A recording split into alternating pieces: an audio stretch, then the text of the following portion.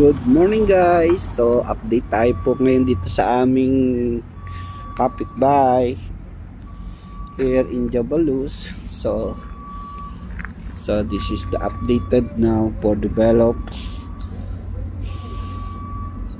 in the new company under of the NEOM.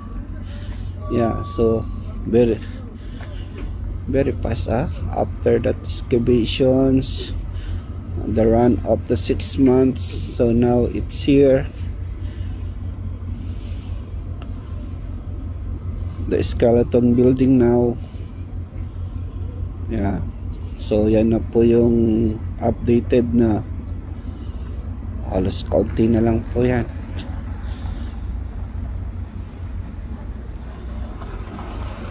Around end of this year, I think so. It is semi finish, and one year almost full furnished na yung lahat na building na po na yan. So that is the good. May kapitbahay na po kami rito. Yeah, but I don't know what is this company the build-in. Yeah, they're saying it's hospital.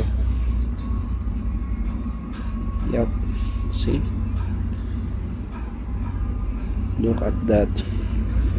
So until to there in the laydown, there's the laydown area. Yep, this is the laydown area. So look at that excavation,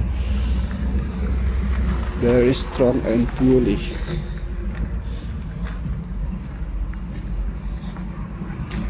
See, heavy equipments, very fast.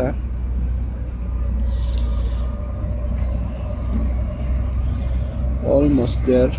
Yeah, because the material is complete, so that's why.